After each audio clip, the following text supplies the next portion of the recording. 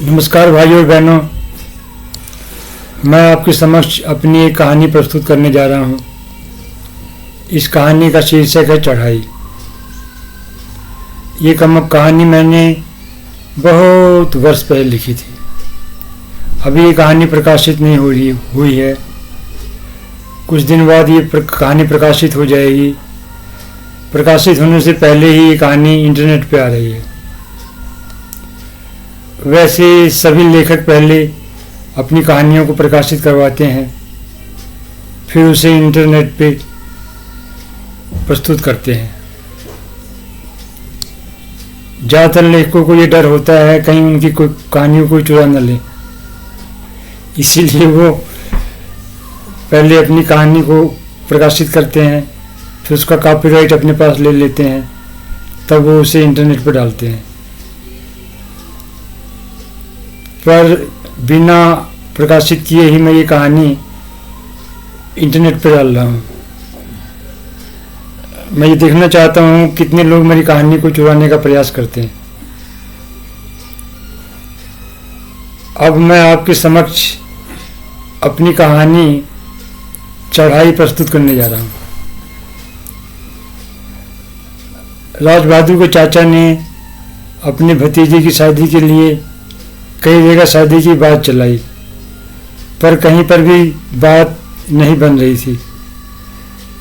कई बार प्रयास करने के बाद जब एक जगह बात बनी, परिवार भी बहुत अच्छा था, लोग भी पैसे वाले थे, उनके पास काफ़ी ज़मीन जायदाद थी, लड़की भी बहुत सुंदर थी और पढ़ी लिखी थी। लड़की का पिता राज बहादुर उसके परिवार को बहुत अच्छी तरह से जानता था। राज बहादुर के दादा बहुत बड़े बैल के व्यापारी थे, उनको आसपास के सारे लोग बहुत अच्छी तरह जानते थे। इस तरह व्यापार से दोनों परिवारों को पास लाने की कोशिश की गई, पर जब लड़की को ये पता चला कि उसका होने वाला पति दोनों पैरों से लंगड़ा है तो वह घबरा गई। वह अपनी माँ से प्रश्नवाचक चिन्ह में से आशंका को बाहर निकाल कर बोली, अरे मम्मी, आप लोगों का दिमाग तो नहीं खराब हो गया? एक लंगड़े से मेरी शादी करवा रहे हो? हमारे पास किस चीज़ की कमी है? मैं पढ़ी लिखी हूँ, हमारे पास पैसों की कोई कमी नहीं है, मैं एक लंगड़े से शादी क्यों करूँ? ये सुनकर लड़की की माँ बड़ी सोच में पड़ गई। कुछ देर बाद वह प्रश्नवाचक चिन्ह में से सहमति को बाहर निकाल कर बोली, हाँ बेटी, तू ठीक कह रही है, हमारे पास पैसों की कोई कमी नहीं है, तू पढ़ी लिखी है, एक लंगड़े के पल्ले हम तुझे नहीं बांध सकते हैं। लड़की की माँ ने सारी बात लड़की के बाप को बता दी। सारी बात सुनकर लड़की का बाप भी बड़े चक्कर में पड़ गया। वह भी प्रश्नवाचक चिन्ह में से सार्थक निर्णय को बाहर निकाल कर बोला, तुम ठीक कह रही हो, अरे मैं भी ये शादी नहीं करना चाहता था।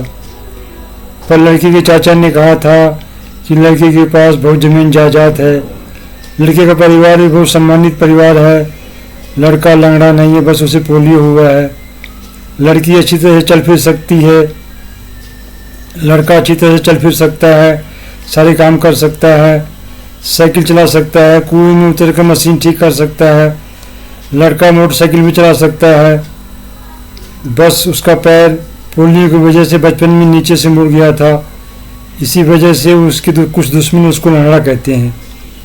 सारी बात सुनकर लड़की की माँ ने लड़की को सारी बात बताई। सारी बात सुनकर लड़की को बड़े चक्कर में पड़ गई। लड़की भी राज बहादुर के परिवार को अच्छी तरह से जानती थी। जब वह छोटी सी थी, वो 5वीं या 6ठी क्लास में पढ़ती थी, तो उसने राज बहादुर को देखा था। लड़की के दादा भी बहुत सम्मानित और प्रसिद्ध व्यापारी थे। जब वह छोटी सी थी तो वह किसी शादी के सिलसिले में राज बहादुर के गांव में गई थी अपने दादाजी और पिताजी के साथ। लड़की के मन में राज बहादुर के परिवार के प्रति तो आदर था ही, पर वह एक पोलियो से ग्रसित व्यक्ति से शादी नहीं कर सकती थी। उसने काफ़ी सोच विचार किया। एक बार उसका मन कहता था कि वो शादी कर ले, पर दूसरी बार उसका मन कहता था कि वो शादी ना करे। काफ़ी सोच विचार के बाद उसने अपनी माँ से कहा, ठीक है माँ, मैं शादी करने में तैयार हूँ, लेकिन मेरी भी एक शर्त है। मैं लड़की की परीक्षा लूँगी। अगर लड़का मेरी परीक्षा में खरा उतर गया तो मैं उससे शादी कर लूँगी। ये सुनकर लड़की की अनुपमा बड़े चक्कर में पड़ गई। वह प्रश्नवाचक चिन्ह के पास परम आश्चर्य में से परम आश्चर्य को बाहर निकालकर बोली, अरे तू क्या बोल रही है? कहीं तेरे दिमाग तो, कहीं लड़की भी लड़की की परीक्षा लेती है? कहीं तेरा दिमाग तो नहीं खराब हो गया? ये सुनकर लड़की बड़े ही समझदारी बड़े स्वर में और प्रश्नवाचक चिन्ह में से सार्थक विवेक को बाहर निकालकर बोली, अरे माँ, आज जमाना बदल गया है। आज लड़कियां किसी भी मामले में लड़कों से कम नहीं है। प्राचीन काल में भी कुछ बदमाश लोगों ने विद्युत्तमा नामक एक विदेशी लड़की से अनपढ़ कालिदास के साथ उसका विवाह कर दिया था, पर विद्युत्तमा ने कालिदास से तब तक विवाह नहीं किया जब तक कालिदास उसके योग्य नहीं हो गए। लड़की की अनपढ़ और गंवारू माँ लड़की की बात सुनकर बड़े ही आश्चर्यचकित हो गई। उसने तुलसीदास का नाम तो सुना था, पर उसने कालिदास का नाम नहीं सुना था। वह बड़े ही आश्चर्य और प्रश्नवाचक चिन्ह में से जानकारी को बाहर निकाल कर बोली, अरे ये कालिदास कौन थे? क्या वो तुलसीदास के भाई तो नहीं थे या उनके रिश्तेदार थे? सारी बात सुनकर लड़की अपनी बात को स्पष्ट करते हुए बोली, कालिदास तुलसीदास के भाई नहीं थे, ना ही वो उनके रिश्तेदार थे। दोनों के समय में बहुत अंतर है। कालिदास संस्कृत के महाकवि थे और तुलसीदास हिंदी के महाकवि थे। दोनों के काल में बहुत अंतर है। कालिदास प्राचीन काल में हुए थे और तुलसीदास मध्यकाल में हुए थे। ये सुनकर लड़की की माँ को कुछ भी समझ में नहीं आया। वह कुछ समझने के अंदाज में बोली, ये प्राचीन काल और मध्यकाल क्या होता है? ये सुनकर लड़की काफी देर तक हंसती रही। फिर वह अपनी हंसी को रोक कर आगे बोली, अरे माँ, आपको मैं अभी समझाती हूँ। प्राचीन काल का अर्थ होता है बहुत पुराना और मध्यकाल का अर्थ होता है प्राचीन काल के बाद का। क्या कुछ समझ में आया आपको? अपनी बेटी की बात सुनकर उसकी माँ को थोड़ा बहुत समझ में आया, पर वो पूरी तरह से समझ नहीं पाई। वह अपनी बात को थोड़ा सा समझने के अंदाज में बोली, क्या कालिदास तुलसीदास से 1000 साल पहले हुए थे? क्या आज से 1000 साल पहले भी कभी लोग कविता लिखते थे? लेकिन तुलसीदास को तो सब जानते हैं, पर कालिदास का नाम तो मैं पहली बार सुन रही हूँ। ये सुनकर लड़की अपनी माँ को समझाते हुए बोली, अरे माँ, तुलसीदास जैसा कवि तो पूरे विश्व में आज तक नहीं हुआ। तुलसीदास तो अपने जीवन काल में ही पूरे भारत में प्रसिद्ध हो गए थे। तुलसीदास की रामचरितमानस जैसी पुस्तक तो आज तक नहीं लिखी गई। कुरान और बाइबल को भी लोग इतना नहीं पढ़ते हैं जितना कि लोग रामचरितमानस को पढ़ते हैं। मेरे एक हिंदी के अध्यापक ने कहा था कि महान लेखक स्वतंत्र रूप से राजसत्ता से भी बड़े होते हैं। तुलसीदास के समय भारत पर जहांगीर का शासन था। विदेशी शासन से पीड़ित देश निराशा की चरम अवस्था पर पहुंच गया था। इसलिए उन्होंने लिखा था कि पराधीन सपने सुख नहीं। हालांकि देश के कई वीरों ने भारत को पराधीनता से मुक्त कराने का प्रयास किया, पर मान सिंह और राजपूत राजाओं की गद्दारी के कारण वो सफल नहीं हुए। फिर शिवाजी ने प्रयास किया, यहाँ पर भी राजपूत राजाओं ने उनका साथ नहीं दिया। उनका प्रयास भी उनके जीवन काल में तो थोड़ा बहुत सफल हुआ, पर शिवाजी की मृत्यु के बाद मराठों ने देश को काफ़ी हद तक स्वतंत्र करा दिया था। उधर पंजाब में गुरु गोविंद सिंह जी के युद्ध के मनोविज्ञान के कारण विदेशी शासन का तो सफाया हो गया। सिखों ने विदेशी शासन को तो समाप्त कर दिया, पर उन्होंने इस्लामी संस्कृति को अपना लिया। इसलिए उन्होंने मुस्लिमों को सिख नहीं बनाया। इसलिए स्वतंत्रता के समय पश्चिमी पंजाब में बहुत भीषण दंगे हुए, जिसमें जिन्ना छाप मुस्लिमों ने सिखों का भयंकर कत्लेआम किया, जिसकी प्रतिक्रिया में भारत के अन्य भागों में और पूर्वी पंजाब में भीषण दंगे हुए। फिर वो थोड़ा रुक कर आगे बोली, हालांकि थोड़े से मुस्लिमों ने विभाजन का विरोध किया था और कुछ मुस्लिमों ने दंगाइयों से हिंदुओं और सिखों का बचाव भी किया था। विभाजन की मांग भारत के मुसलमानों ने की थी। भारत में ज़्यादातर दलित और पिछड़ी जाति के लोगों ने ही इस्लाम को स्वीकार किया था। भारत में ज़्यादातर लोगों ने गरीबी से तंग आकर इस्लाम को स्वीकार किया था। कुतुबुद्दीन ऐबक से लेकर औरंगजेब तक ने सभी गैर मुस्लिमों को काफिर माना और उन पर हर तरह का अत्याचार किया था। फिर वह आगे थोड़ा रुक कर और प्रश्नवाचक चिन्ह में से वर्णन को बाहर निकाल कर बोली, अरे माँ, जहाँ तक कविता की बात है तो कालिदास से भी 1000 साल पहले वाल्मीकि हुए थे। उन्होंने ही विश्व की पहली व्यवस्थित और सफलतम कविता लिखी थी। वाल्मीकि ने संस्कृत किसी गुरुकुल या किसी ऋषि से सीखी थी। उससे ही पहले वेदों में हमें विश्व की पहली और महानतम और श्रेष्ठतम कविता के दर्शन होते हैं। ऋग्वेद का समय इस समय करीब 5 से 6 हजार साल पहले का माना जाता है। अभी वेदों के ठीक समय का ज्ञान इतिहासकारों को नहीं हुआ है। कुछ समय बाद जैसे जैसे और अनुसंधान होंगे वैसे वैसे हमें वैदिक संस्कृति के बारे में और भी बहुत से नए तथ्यों के बारे में पता चलेगा। ऋग्वेद की बात सुनकर लड़की की अनपढ़ और गंवारू माँ को एक झटका सा लगा। वे कुछ सोचते हुए और प्रश्नवाचक चिन्ह में से विवरण को बाहर निकालकर बोली, मैंने टीवी पर और रेडियो पर कई बार स्वामी दयानंद सरस्वती के बारे में सुना था, पर ऋग्वेद के बारे में मैं पहली बार सुन रही हूँ। ये ऋग्वेद क्या होता है? वैसे मैंने वेदों के बारे में तो सुना है, पर फिर भी मैंने कभी भी ऋग्वेद को ना तो देखा है और ना ही किसी मुंह से उसकी व्याख्या सुनी है। अपनी माँ की अज्ञानता भरी बातों को सुनकर लड़की को बहुत आश्चर्य हुआ। वह आगे अपनी बात को स्पष्ट करते हुए बोली, पहले वेद एक ही था, फिर उसे वेद व्यास जी ने 4 भागों में बांटा। सबसे प्राचीन वेद ऋग्वेद है, उसके बाद यजुर्वेद, अथर्ववेद और सामवेद है। फिर वे थोड़ा रुककर और प्रश्नवाचक चिन्ह के पास वर्णन को रखकर आगे बोली, अथर्ववेद में आयुर्वेद को अधिक महत्व प्रदान किया गया है। सामवेद में संगीत की प्रधानता है। लोगों के अध्ययन की सुविधा के लिए महर्षि वेद व्यास ने वेदों को 4 भागों में बांटा था। अथर्ववेद में बहुत सारी जड़ी बूटियों का वर्णन है। अथर्ववेद से ही आयुर्वेद का जन्म हुआ था। इस समय आयुर्वेद को ही सर्वोत्तम चिकित्सा विज्ञान महान चिकित्सक मानते हैं। फिर वे थोड़ा रुककर आगे बोली, सामवेद भी बहुत ही महत्वपूर्ण रचना है। भारतीय संगीत की उत्पत्ति सामवेद से हुई थी। भारतीय संगीत विश्व का सबसे महानतम संगीत है। अन्य देशों का संगीत जहाँ सिर्फ जनता का मनोरंजन करता है, वहीं भारतीय संगीत चेतना का विकास करता है और मनुष्य का श्रेष्ठतम आध्यात्मिक जागरण करता है। भारतीय संगीत में बहुत सारी विधाएं हैं, जैसे ध्रुपद गायन, ये बहुत ही श्रेष्ठतम विधा है। इस विधा में सामवेद का श्रेष्ठतम रूप प्रकट होता है। कुछ देर बाद वह थोड़ी सोचती हुई और प्रश्नवाचक चिन्ह के पास स्पष्टता को रखकर आगे बोली, बहुत सा वैदिक साहित्य नष्ट हो चुका है, पर जो भी साहित्य उपलब्ध है वह भी बहुत महत्वपूर्ण है, बहुत ही प्रेरणादायक है। आधुनिक विज्ञान के लगभग सभी विषय वेदों में अप्रत्यक्ष रूप से विद्यमान है, जैसे कि सापेक्षता का सिद्धांत, क्वांटम मैकेनिक्स, कणभौतिकी, विकासवादी जीव विज्ञान आदि। यहाँ तक कि आधुनिक गणित के भी लगभग सभी विषय अप्रत्यक्ष रूप से वेदों में विद्यमान है। आज से 5000 साल पहले जब भारत को छोड़कर लगभग सारा विश्व परम अज्ञानता में डूबा हुआ था, तब भारत में परम प्रकाश था। इस तरह से हम देख सकते हैं वेद ही समस्त ज्ञान का स्रोत है। स्वतंत्रता के बाद भारत में बहुमुखी विकास हुआ, लेकिन भारत विकसित देश नहीं बना। स्वतंत्रता के बाद जातिवाद को तोड़ने का प्रयास नहीं किया गया। स्वतंत्रता के बाद कृषि को उपेक्षित कर दिया गया, इसीलिए भारत का किसान परम निधनता में डूब गया। विकास से और वेदों के प्रचार प्रसार से हम जातिवाद को तोड़ सकते हैं। ये सुनकर लड़की की माँ बहुत खुशी हुई। वह थोड़ी सी मुस्कुराती हुई और हंसती हुई बोली, अरे बेटी, तूने तो बहुत ज्ञान प्राप्त कर लिया है। तू तो बड़ी सियानी हो गई है। तूने कहाँ से इतना ज्ञान प्राप्त कर लिया है? अपनी माँ की प्यार भरी बातें सुनकर बेटी बहुत खुशी हुई। फिर वो चहकती हुई बोली, अरे माँ, अब मैं MSc में चली गई हूँ। कुछ दिनों बाद मैं PhD करके वैज्ञानिक बन जाऊँगी। अगर श्रेष्ठ वैज्ञानिक बनना है तो काफ़ी कुछ जानना ही पड़ता है।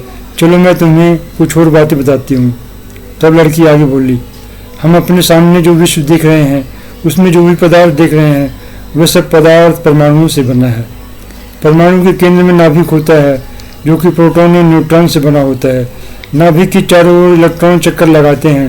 इलेक्ट्रॉन और प्रोटॉन भी और छोटे छोटे कणों से मिलकर बने होते हैं। अब आधुनिक वैज्ञानिक ये मानते हैं, जहाँ पर जो तरंगें आपस में टकराती हैं, वहाँ पर एक कण का निर्माण होता है।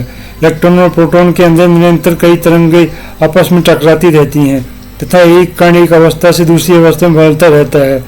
आधुनिक वैज्ञानिक आधुनिक गणित के माध्यम से नए नए सिद्धांत बनाते रहते हैं, जो कि इलेक्ट्रॉन और प्रोटॉन के अंदर विद्यमान कणों के भौतिकीय व्यवहार की व्याख्या करते हैं। परमाणु के अंदर बहुत से कण होते हैं और बहुत से कणों की खोज अभी होनी बाकी है। परमाणु के बहुत से मॉडल बनाए गए हैं, लेकिन अभी बहुत से वैज्ञानिक परमाणु के मॉडल को निरंतर अधिक और अधिक विकसित कर रहे हैं। परमाणु के भौतिक व्यवहार को अभी पूरी तरह से समझा नहीं जा सका है। अभी लड़की बोल रही थी, तभी उसकी माँ बीच में बोल पड़ी, अरे ये तू क्या अनाप शनाप बोल रही है, मुझे तो कुछ समझ में नहीं आ रहा। अपनी लड़की की बात को तब लड़की अपनी बात को पूरी तरह से स्पष्ट करते हुए बोली, देखो मैं बहुत ही सरल भाषा में समझाने का प्रयास करती हूँ। जैसे कोई तालाब में जब पत्थर फेंकता है तो हमें पानी की लहरें दिखाई देती हैं। वैज्ञानिक ये मानते हैं कि प्रकाश भी एक विद्युत चुंबकीय तरंग है। प्रकाश कभी तरंग की भांति व्यवहार करता है तो कभी कण की भांति व्यवहार करता है। इसी तरह से डी ब्रोगली नामक वैज्ञानिक ने परमाणु का तरंग मॉडल बनाया था। तालाब में जब पानी शांत रहता है तब उसमें कोई तरंग नहीं बनती है, पर जैसे ही तालाब में पत्थर फेंका जाता है वैसे ही उसमें तरंग पैदा हो जाती है। इसी तरह से ध्वनि भी एक विशेष प्रकार की तरंग है जिसे प्रेशर वेव कहते हैं। इसी तरह से प्रकाश, एक्सरे, रेडियो तरंग भी एक विशेष प्रकार की विद्युत चुंबकीय तरंग है। रेडियो तरंगों की टेक्नोलॉजी पर ही रेडियो, टीवी, रडार आदि की टेक्नोलॉजी आधारित है। क्या आपको कुछ समझ में आया? लड़की की माँ अपनी बेटी का चेहरा देखते हुए बोली, हाँ थोड़ा बहुत समझ में आ रहा है। जब मैंने अपने घर में पहली बार रेडियो को देखा था तो मुझे बहुत आश्चर्य हुआ था। जब मैं बच्ची थी तो मैं सोचती थी रेडियो सेट के अंदर छोटे छोटे बोलने लोग होते हैं जो कि उसमें बैठकर बोलते हैं। फिर लड़की प्रश्नवाचक चिन्ह के पास एक नवीन व्याख्या को रखकर बोली, तरंग और कण के द्वैत पर ही हमारा सारा ब्रह्मांड कार्य करता है। कार्ल सेगन नामक वैज्ञानिक ने कहा था, दुनिया में सिर्फ भारतीय ही हैं जो विज्ञान को सबसे ज़्यादा समझते हैं, क्योंकि दुनिया की सारी सभ्यताएं ब्रह्मांड की आयु को समझने में बुरी तरह से असफल हो गई थी। सिर्फ भारतीयों ने ही ब्रह्मांड की आयु की लगभग सही गणना की थी, जो कि करोड़ों वर्ष पुरानी है। भारतीयों ने ही शून्य का आविष्कार किया था। शून्य का विचार वेदों से ही अप्रत्यक्ष रूप से आया था। शून्य के आविष्कार से ही दार्शनिक संख्या पद्धति बनी थी। उसी से ही बाइनरी नंबर सिस्टम बना था। उसी का प्रयोग कंप्यूटर में होता है। इसी बाइनरी नंबर सिस्टम से ही सारी कंप्यूटर की भाषाओं का विकास हुआ है। इन्हीं भाषाओं के माध्यम से कंप्यूटर के प्रोग्राम बनाए जाते हैं और मोबाइल ऐप भी बनाए जाते हैं।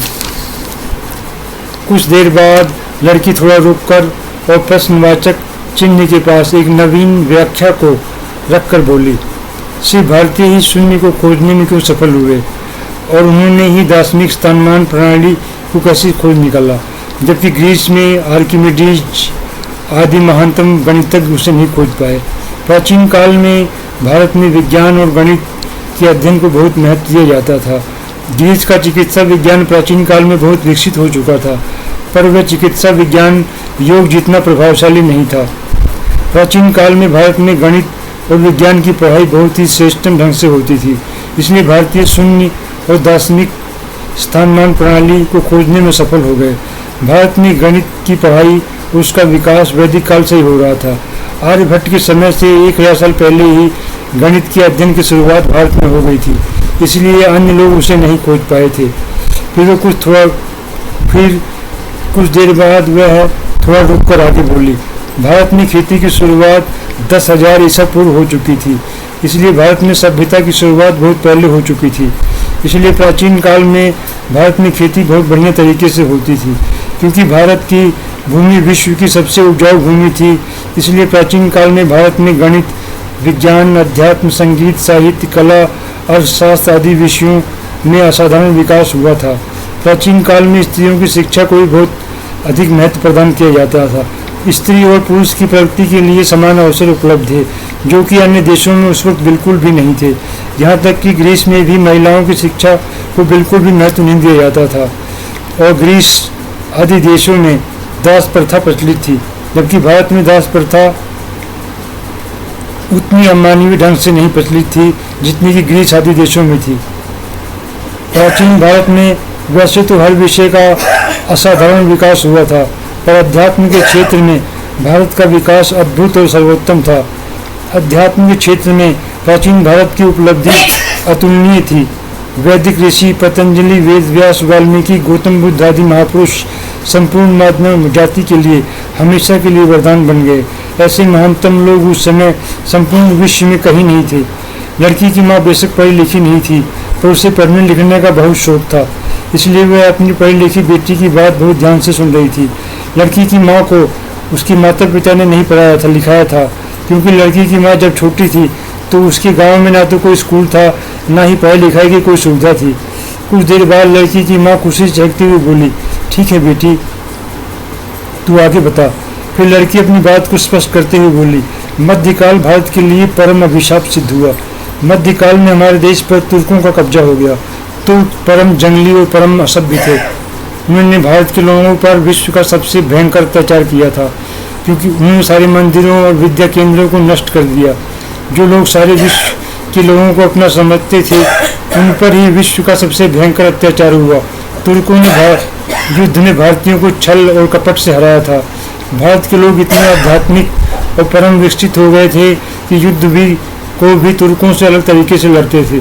तुर्कों का सिद्धांत था किसी भी कीमत पर जीत। जिस युद्ध में जीत ना हो तो उस युद्ध को लड़ा ही न जाए, यही तुर्कों का सिद्धांत था। भारतीयों का सिद्धांत था कि युद्ध को भी एक मर्यादा में रहकर लड़ा जाए, और यही मर्यादा भारत की पराजय का बहुत ही भयंकर कारण बनी। तुर्कों के बाद जब मुगलों का राज आया तो उन्होंने भी तुर्कों की तरह ही भारतीयों पर भयंकर अत्याचार किए थे। अपनी बेटी की बात सुनकर लड़की की माँ प्रश्नवाचक चिन्ह के पास परम आश्चर्य को रख के बोली, तू हमेशा से विज्ञान की छात्रा रही है, तुझे इतिहास और युद्ध के बारे में इतना ज्ञान कैसे हो गया है? ठीक है, तू आगे बता। अपनी माँ की बात सुनकर लड़की आगे बोली, अरे माँ, मैं 10वीं तक इतिहास पढ़ा है। वैसे भी विज्ञान का अच्छा विद्यार्थी इतिहास की मूलभूत जानकारी तो रखता ही है। भारत में एक ऐसे महापुरुष हुए थे जिनका नाम गुरु गोविंद सिंह था। उन्होंने ही भारतीयों को एक ऐसे नवीन युद्ध के मनोविज्ञान से परिचित कराया था जिसने भारत के इतिहास को हमेशा के लिए बदल कर रख दिया। गुरु गोविंद सिंह जी ने यह महसूस किया कि शांति की चाहे जितने भी प्रयास किए जाएं, पर मनुष्य कभी भी युद्ध से नहीं बच सकता है। युद्ध के मनोविज्ञान का यही अर्थ है, कभी भी इतने कमजोर मत बनो कि कोई आक्रमणकारी तुम्हें दबा दे या नष्ट कर दे। और स्वतंत्रता से पहले और स्वतंत्रता के बाद गांधी जी ने युद्ध के महत्व को पूरी तरह से नकार दिया था। क्या बिना सेना और युद्ध के कोई राष्ट्र जीवित रह सकता है? विकसित देश अपनी सेना को निरंतर विकसित करते जा रहे हैं। विकसित देश अपने सैन्य उपकरणों को निरंतर विकसित करते जा रहे हैं। पर स्वतंत्रता के बाद भारत ने अपनी रक्षा नीति गांधीवाद के आधार पर चलाई। गांधीवाद 1947 में पूरी तरह से नाकामयाब हो गया था। गांधीवाद विभाजन को नहीं रोक पाया, न ही विभाजन के बाद हुए दंगों को रोक पाया। गांधीवाद के आधार पर वर्तमान भारत की रक्षा नीति और विदेश नीति को नहीं चलाया जा सकता है। कुछ देर बाद में थोड़ा रुककर और प्रश्नवाचक चिन्ह के पास आगे के वर्णन को रखकर आगे बोली, स्वतंत्रता के बाद जवाहरलाल नेहरू ने युद्ध के महत्व को पूरी तरह से नकार दिया और एक बहुत ही कमज़ोर देश और पिछड़ा देश हमारे ऊपर आतंकवादी हमले करता रहा और हम लंबे समय तक पिटते रहे। हमारे चारों तरफ शत्रुओं की भरमार थी। देश के अंदर और बाहर इतने शत्रु थे कि उन्हें पराजित करने के लिए हर तरह का युद्ध करना ही पड़ता। भारत के ऋषियों ने कभी नहीं सोचा था दुनिया में कभी एक ऐसे धर्म का विकास हो जाएगा जिसके मानने वाले अन्य लोगों को काफिर मानने लगेंगे। कुछ देर बाद वो प्रश्नवाचक चिन्ह के पास सार्थकता को रखकर बोली, 712 के आसपास भारत के एक प्रांत सिंध पर जब अरब आक्रमणकारियों ने हमला किया था, तब भारत में एक ऐसे राजा थे जिनका नाम ललितादित्य था। उनकी सोच गुरु गोविंद सिंह की ही तरह थी। उनका मानना था कि शत्रु तुम पर हमला करे इससे पहले तुम शत्रु पर हमला कर दो। उनका यह भी मानना था कि कभी भी रक्षात्मक युद्ध मत करो, हमेशा आक्रामक युद्ध करो, तभी भारत की विजय स्थायी रहेगी। ललितादित्य ने यह भी कहा था कि अगर आक्रमणकारी गंधार को कब्जे में कर लेंगे तो भारत सुरक्षित नहीं रहेगा, इसीलिए आक्रमणकारियों को गंधार से आगे मत बढ़ने देना। पर ललितादित्य की मृत्यु के बाद भारतीय शासकों और संतों ने ललितादित्य की सलाह को भुला दिया। इसीलिए भारत पराजित हो गया और आक्रमणकारियों ने भारत की जनता पर विश्व का सबसे भयंकर अत्याचार किया और आक्रमणकारियों ने भारत के कुछ भागों पर पूर्ण रूप से एक विनाशकारी विचारधारा को थोप दिया। ललितादित्य के बारे में कांग्रेसी और विकृत वामपंथी इतिहासकार कुछ भी नहीं बताते हैं। ललितादित्य का नाम सुनते ही कांग्रेसी और विकृत वामपंथी इतिहासकारों को साफ समझ जाता है। जब अरबों ने सिंध पर आक्रमण किया था तो ललितादित्य और अन्य भारतीय शासकों ने सिंध पर दोबारा कुछ समय बाद कब्जा कर लिया और अरब आक्रमणकारियों को ईरान तक खदेड़ दिया। इस तरह हम समझ सकते हैं कि ललितादित्य कितने महान, वीर, साहसी, व्यवहारिक और दूरदर्शी शासक थे। फिर वे थोड़ा रुककर और कुछ समझते हुए आगे बोली, एलोपैथी में बहुत से अच्छे प्रभाव भी हैं, जैसे कि एक्सीडेंट की अवस्था में एलोपैथी बहुत सफलता से कार्य करती है। बहुत से जटिल ऑपरेशन को में एलोपैथी ही सही ढंग से कार्य करती है। प्रयोग ऐसी चिकित्सा पद्धति है जो मनुष्य को बीमार ही नहीं पड़ने देती है। आयुर्वेद की औषधियों का कोई भी दुष्प्रभाव शरीर पर नहीं पड़ता है। आयुर्वेद की औषधियाँ बहुत सस्ती होती हैं। इस समय आयुर्वेद और योग को सभी समझदार लोग अपना रहे हैं। तब वह आगे प्रश्नवाचक चिन्ह में से इतिहास के सत्य को बाहर निकाल कर बोली, भारत ने कभी भी किसी देश पर आक्रमण नहीं किया, क्योंकि हमारे देश में विश्व को जीतने की मान्यता थी। यह मान्यता कुछ योगियों की थी, जैसे कि पतंजलि थे। हमारे देश में स्वयं को जीतने की विचारधारा थी, इसलिए भारत ने कभी किसी पर आक्रमण नहीं किया था। यूरोपीय देशों में विज्ञान और धर्म का टकराव है। चर्च ने गैलीलियो को मृत्युदंड दे दिया था, क्योंकि गैलीलियो की विचारधारा बाइबल से मेल नहीं खाती थी।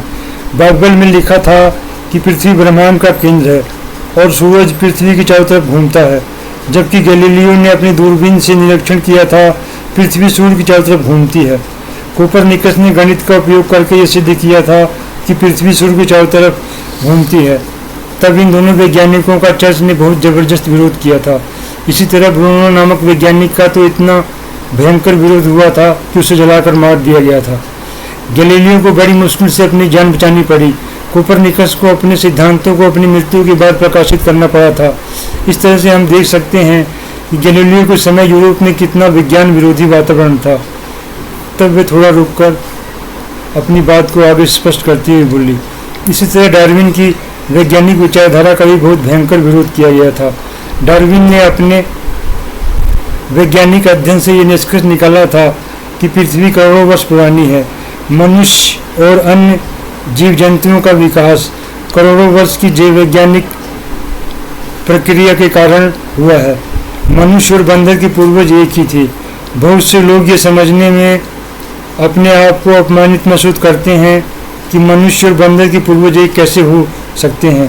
भारतीय विचारधारा में गणित धर्म का हिस्सा है, चिकित्सा विज्ञान धर्म का हिस्सा है, भौतिक विज्ञान धर्म का हिस्सा है, जीव विज्ञान धर्म का हिस्सा है, रसायन विज्ञान धर्म का हिस्सा है।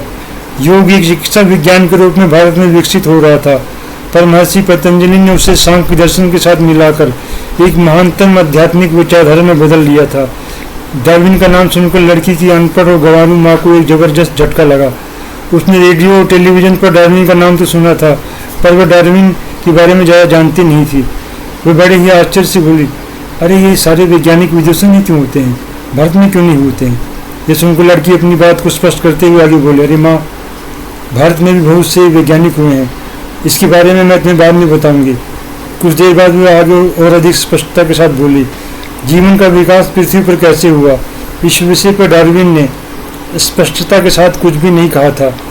डार्विन के बाद विज्ञान में बहुत से परिवर्तन हुए, बहुत से नए तथ्यों का पता लगा। विज्ञान के बहुत से क्षेत्रों में असाधारण विकास हुआ।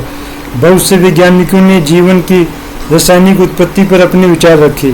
ओपरिन नामक वैज्ञानिक ने सबसे श्रेष्ठतम ढंग से जीवन के रासायनिक विकास को समझाया। फिर स्टैनली मिलर नामक वैज्ञानिक ने ओपरिन के सिद्धांत को प्रयोगशाला में सिद्ध करके दिखाया। इन सब विचारों के स्रोत उपनिषदों, वेदों आदि महानतम धर्म ग्रंथों में खोजे जा सकते हैं। भारत में डार्विन के विचार और धारा से कोई उथल पुथल नहीं मची, क्योंकि भारत में पहले से ही करोड़ों वर्ष पुरानी अवधारणा थी। कुछ देर बाद थोड़ा रुककर सांस लेकर सोचकर आगे बोली, भारत में पर्यावरण संरक्षण पर भी बहुत जोर दिया जाता था, इसीलिए भारत में पृथ्वी को माता का दर्जा दिया जाता था। इस समय प्रदूषण की समस्या बढ़ती ही चली जा रही है। इस समस्या से बचने के लिए हमें ज़्यादा से ज़्यादा पर्यावरण संरक्षण पर ध्यान देना चाहिए। वेदों में जीवन के सभी श्रेष्ठ मूल्यों को विकसित करने पर ध्यान केंद्रित किया गया था। भारतीय संस्कृति सारे विश्व को अपना परिवार समझती है। कुछ देर बाद वह प्रश्नवाचक चिन्ह में से विज्ञान के सत्य को बाहर निकालकर बोली, आयुर्वेद में बहुत सी जड़ी बूटियाँ और औषधियाँ ऐसी हैं जो कि बहुत ही दिव्य और प्रभावशाली हैं।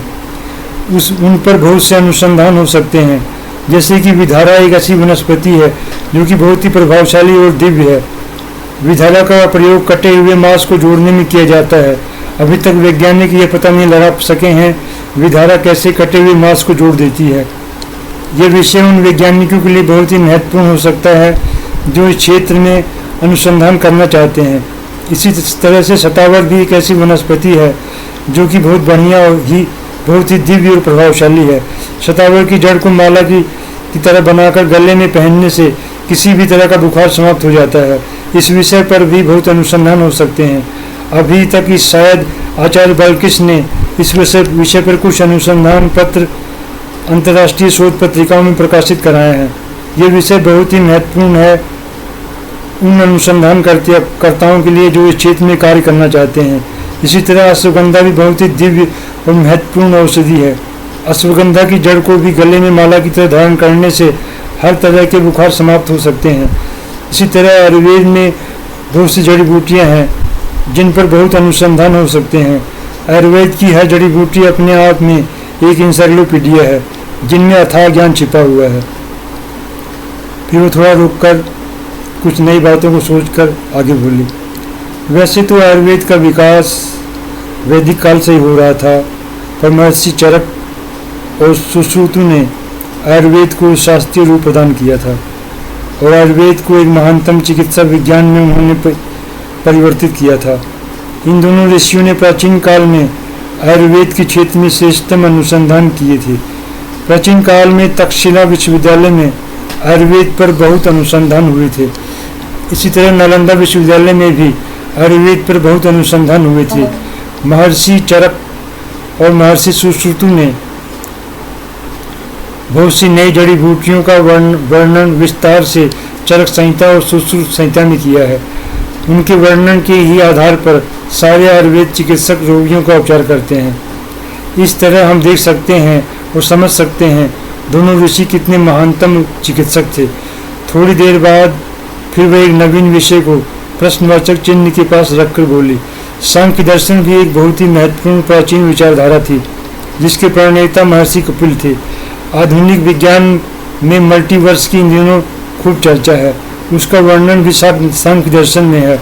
आज से 2500 साल पहले, जब ना तो रेडियो टेलीस्कोप था न ही ऑप्टिकल टेलीस्कोप था, तब आकाश के अवलोकन अध्ययन और अपनी तर्क शक्ति से महर्षि कपिल ने मल्टीवर्स के बारे में लिख दिया था।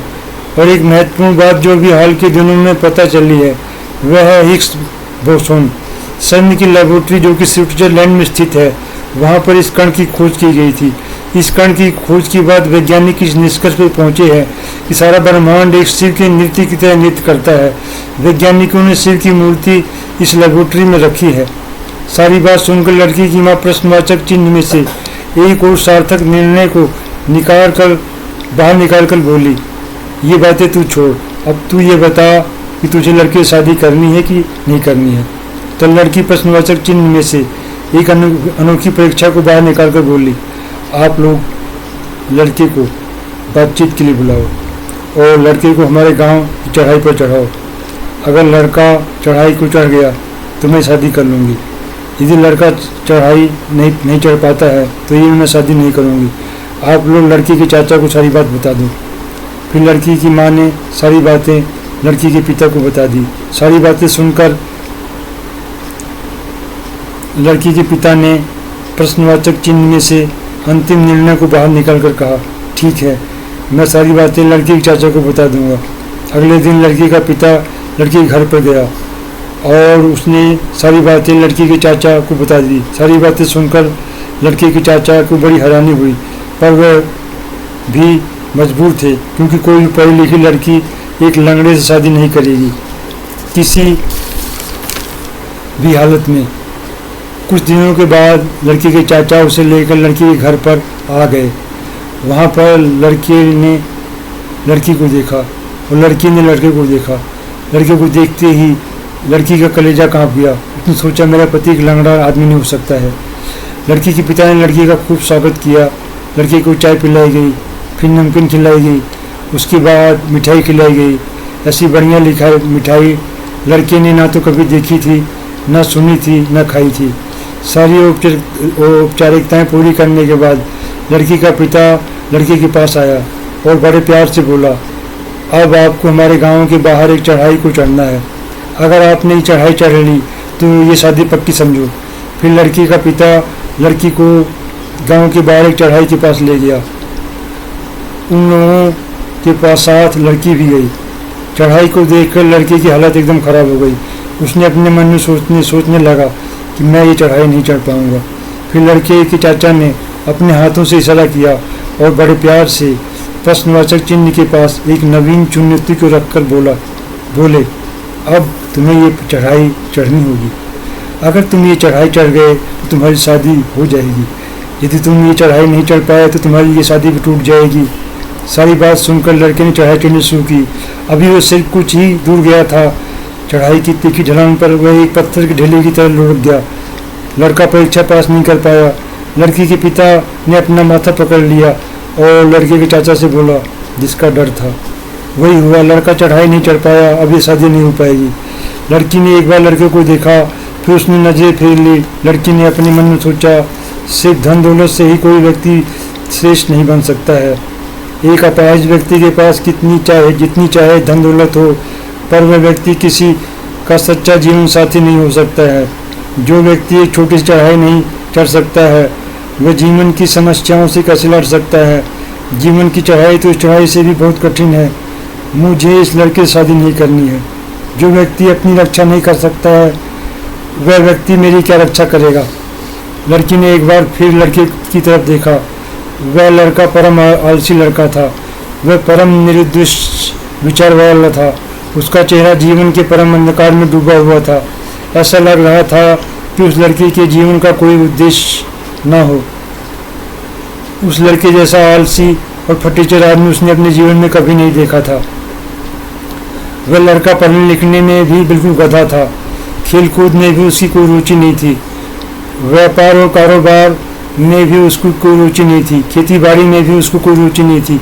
ऐसे वाहियात आदमी से शादी करने का मतलब यही था कि अपनी ज़िंदगी को बर्बाद करना। लड़के को भी शादी टूटने का बहुत दुख था। लड़के के चाचा जी भी बहुत दुखी हुए। लड़की की शादी की ये कोशिश भी नाकामयाब रही। इस तरह दोस्तों लड़की की यह शादी भी टूट गई। इसके बाद लड़की ने किसी अन्य जगह शादी का प्रयास किया और वह प्रयास सफल हो गया। इस तरह मित्रों, मेरी ये कहानी समाप्त होती है। मेरी कहानी को सुनने के लिए आपका बहुत बहुत धन्यवाद।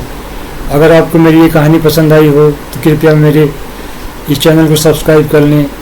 वंदे मातरम। भारत माता की जय। नमस्कार। भारत अमर रहे, भारत के लोग अमर रहे, भारत विकास करता रहे।